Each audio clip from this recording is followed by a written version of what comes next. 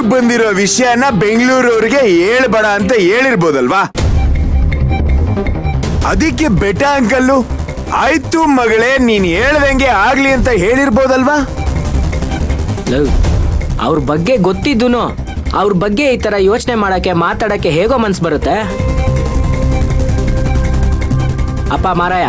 ಈಗ ಅವಮಾನ ಅನುಮಾನದ ಬಗ್ಗೆ ಬಿಟ್ಟು ಬೇರೆ ಏನಾದ್ರೂ ಮಾತಾಡು.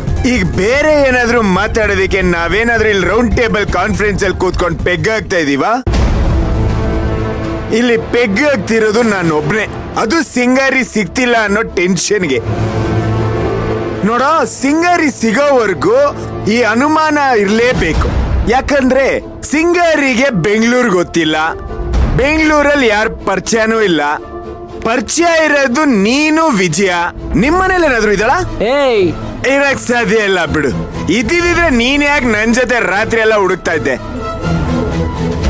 ಕರೆಕ್ಟ್. ಹಾಗಿದ್ಮೇಲೆ ಅವಳಿಗೆ ಯಾರ ದುಶ್ಮನಿನೂ ಇಲ್ಲ.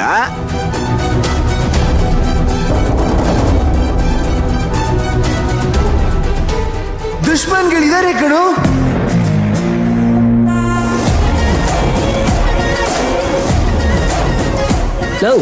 ಏನೋ ಹೇಳ್ತಿದ್ಯಾ?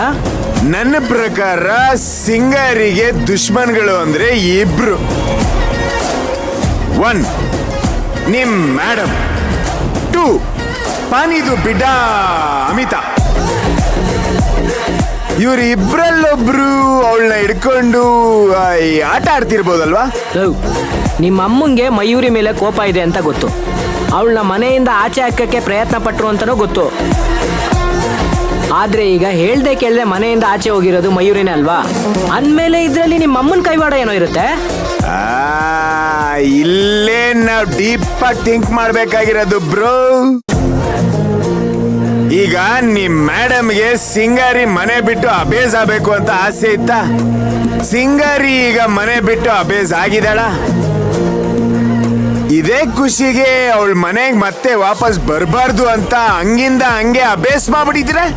ಅಪ್ಪ ಸುಮ್ಮನೆ ಇರಪ್ಪ. ಓವರ್ ಥಿಂಕಿಂಗ್ ಮಾಡಬೇಕು, ಆದ್ರೆ ಹೆಣ್ಮಕ್ಳಷ್ಟು ಓವರ್ ಥಿಂಕಿಂಗ್ ಮಾಡಬಾರ್ದು. ಆಯ್ತಪ್ಪ, ಆಯ್ತು. ನಾನು ಓವರ್ ಥಿಂಕಿಂಗೇ ಮಾಡ್ತಾ ಇದ್ದೀನಿ ಅಂತಾನೆ ಇಟ್ಕೊಳ್ಳೋಣ. ನಿನ್ನ ಪ್ರಕಾರ ನಿಮ್ ಮೇಡಮ್ ಮಾಡಿರಲ್ಲ, ಆದ್ರೆ ಪಾನಿ ಬಿಡ್ಡ ಅಮಿತಾ ಮಾಡಿರ್ಬೋದಲ್ವಾ?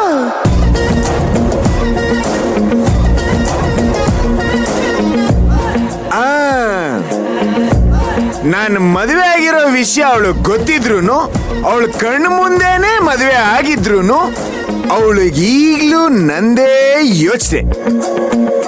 ತಾರಕ್ ನನಗ್ ನೀನ್ ಬೇಕು, ತಾರಕ್ ನನಗ್ ನೀನ್ ಬೇಕು ಅಂತಾನೇ ಇರ್ತಾಳೆ.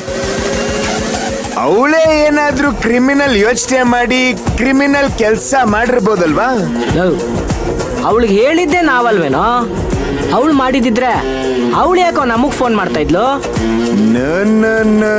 ಬ್ರೋ, ನಿನಗಿದ್ರ ಬಗ್ಗೆ ಅನುಮಾನ ಇಲ್ಲದೆ ಇರ್ಬೋದು, ಆದ್ರೆ ನನ್ನ ತಲೆ ತುಂಬಾ ಬರೀ ಇದೇ ಅನುಮಾನ. ನಮ್ಮಮ್ಮ ಅಂದ್ರೆ ನಿಮ್ಮ ಮೇಡಮಿಗೆ ಅವ್ರ ಸ್ಟೇಟಸ್ ತಕ್ಕಾಗಿರೋ ಹುಡುಗಿನ ಕರ್ಕೊಂಬಂದು ನನಗ್ ಮದುವೆ ಮಾಡ್ಕೊಡ್ಬೇಕು ಅನ್ನೋ ಆಸೆ. ಈ ಅಮಿತಾಗೆ ನಾನ್ ಬೇಕು ಅನ್ನೋ ದುರಾಸೆ. ಇವರಿಬ್ರು ಆಸೆ ನಡುವೆ ನನ್ನ ಬಂಗಾರಿ ಸಿಗಾಕೊಂಡಿದ್ದಾಳೆ ಅನ್ನೋದು ನನ್ನ ಯೋಚನೆ. ಎಸ್, ಸದ್ಯಗೆ ಇದ್ರ ಬಗ್ಗೆ ಡೀಪ್ ಆಗಿ ಇನ್ವೆಸ್ಟಿಗೇಷನ್ ನಾವು ಮಾಡಲೇಬೇಕು. ಅದಕ್ಕಿಂತ ಮುಖ್ಯವಾಗಿ ಈ ನನ್ನ ಬಂಗಾರಿ ಅದ್ ಎಲ್ಲಿದ್ದಾಳು, ಅದ್ ಏನ್ ಮಾಡ್ತಿದ್ದಾಳು,